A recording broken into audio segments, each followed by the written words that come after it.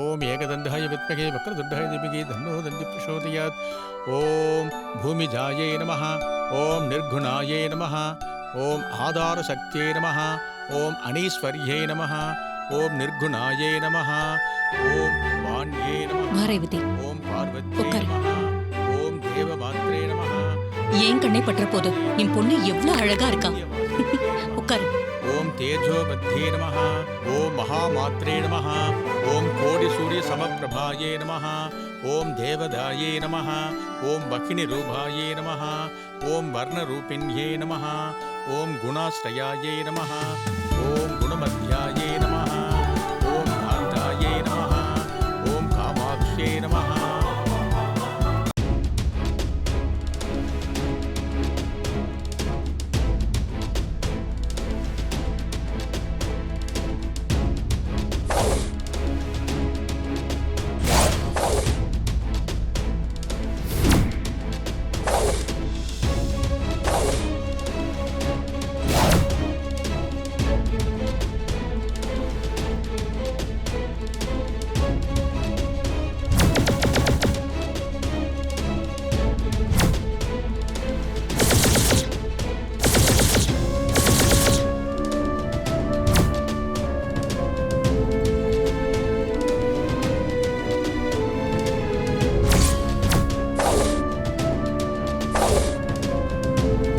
பார்த்ததுமே என் கையால உன்னை கண்டந்துனமா வெட்டி போடணும்னு அவ்வளவு ஆத்திரம் இருக்குடா.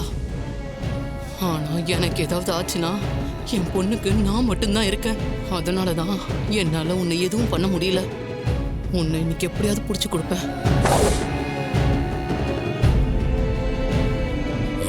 என்ன இவன் முகத்தை மூடிட்டு வர்றான்?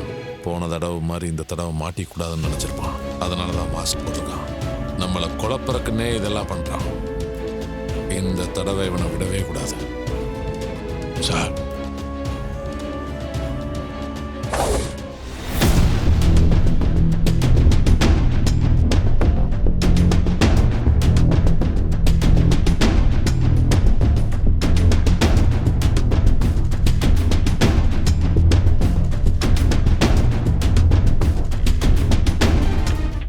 ஏன் மாமா, எப்பவுமே நாமளும் சகலையும் தான் எந்த பூஜையிலையும் கலந்துக்காம அந்த டூப்ளிகேட்டை விரட்டி அடிப்போம். இப்ப என்னன்னா அவனையே காணமே மாமா, எங்கேயோ இருக்குதே. ரேவதி, உன் மாமா சொன்னதை கேட்டியா? நான் சொன்ன மாதிரி உன் எம்டி தான் இந்த வாட்டியும் கழுத்துல மாலை போட போறாரு. இப்படியே சொல்லிட்டே இரு, என்னதான் நடக்குதுன்னு பாக்குறேன். பார்க்கலாம்.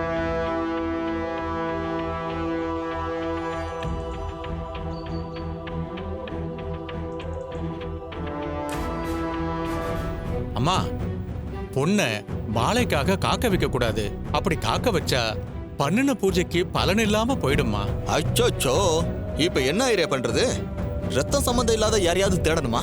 மாப்பிள்ள, சும்மா இருக்க மாட்டீங்களா? விவசாய இல்லாம எல்லாத்தையும் கிண்டல் பண்ணிட்டு இருக்காதீங்க. அப்படிலாம் சொல்லத்த. ரேவதியும் பாவம் நீங்க சொன்னீங்களேன்றதுக்காக உட்காந்துக்கிட்டு இருக்கா. எவ்வளவு நேரம் ஆச்சு? பாவம் அவளும் ரொம்ப நேரம் உட்காந்துக்கிட்டு இருக்கா. கை கால்லாம் வலிக்காதா? விட்டுருவோமா அந்த ஃபங்க்ஷனை இப்படியே? மாப்பிள்ள, ரேவதி மேல உங்களுக்கு என்ன இவ்ளோ அக்கறைன்னு எனக்கு நல்லாவே புரியுது. நீங்க கொஞ்ச நேரம் சும்மா இருங்க.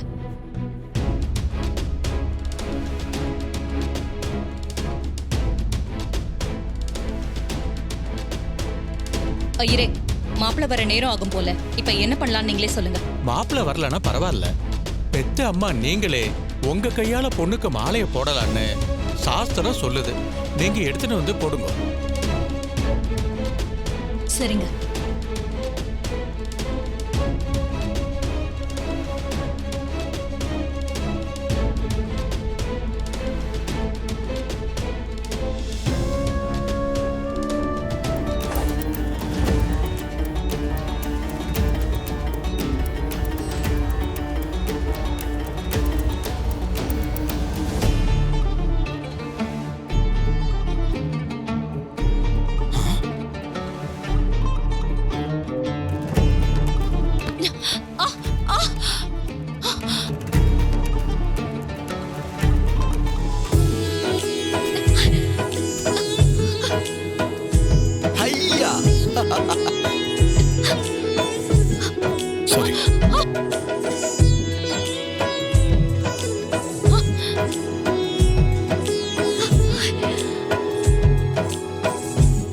விடாதீங்க. நம்ம வீட்டுக்குள்ள இவர் எதுக்கு இவ்ளோ வேகமா போறாரு? சார் வரட்டும், அவரே கேட்போம்.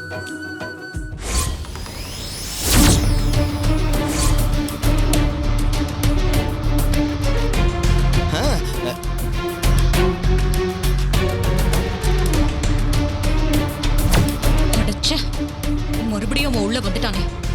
இந்த மாலை அவன் கையில பட்டு போய் என் பொண்ணு கழுத்துல விழுந்திருக்கேன்.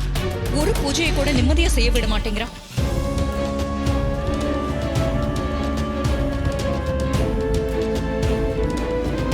என்ன சார் இவ்வளவு பரபரப்பா போனீங்க? ஏதாவது பிரச்சனையா? சார், ஒரு திருடன் என்ன துரத்திட்டு வந்த சார். உங்க வீட்டு பின்பக்கமா குதிச்சு உங்க வீட்டு மாடிக்கு போறத பார்த்தேன். அவன் இருக்கானான்னு பாக்குறதுக்கு தான் சார் அவசரமா போனேன். வீட்டுக்குள்ள திருடனா? இப்ப என்னால பிடிக்க முடியாத சூழ்நிலை. ஆனா கண்டிப்பா ஒரு நாள் மாட்டோம்.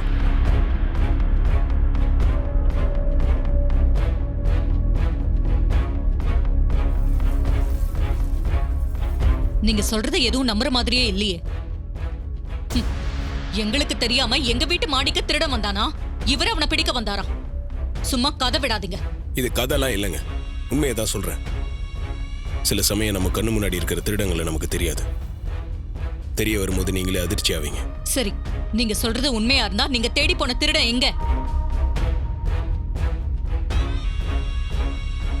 இந்தா வந்துட்டாருல.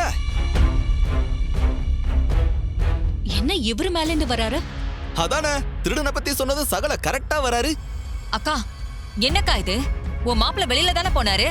இப்ப இவரை தேடிட்டு இருந்தோம். இவர் என்னடா வீட்டுக்குள்ள இருந்து வராரு? எனக்கும் ஒண்ணும் புரியல சந்திரா. இரு கேப்போம். மாப்பிள்ள, உங்களுக்காக இவ்ளோ நேரமா வெயிட் பண்ணிக்கிட்டு இருந்தோம். நீங்க என்னடா மாடியில இருந்து வரீங்க? நான் அப்பவே வீட்டுக்கு வந்துட்டேன் அத்தை. ஒரு மீட்டிங் விஷயமா கான்ஃபரன்ஸ் கால் வந்துச்சு. அதான் யாருக்கும் தெரியாம ரூம்குள்ள பேசிட்டு இருந்தேன்.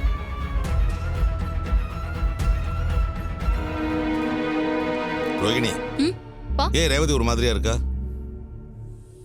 பா, எதிர்பாராம கார்த்தி வந்ததும் அவருக்கே தெரியாம அவர் மூலியமா ரேவதி கழுத்துல மாலை விழுந்ததும் அவளை ரொம்ப டிஸ்டர்ப் பண்ணிருக்குப்பா. அவ இப்போ ஒரு மாதிரி குழப்பத்துல இருப்பா. நான் போய் அவகிட்ட பேசி சமாதானப்படுத்துறேன். சரிம்மா, நீ போய் பேசு. ம்.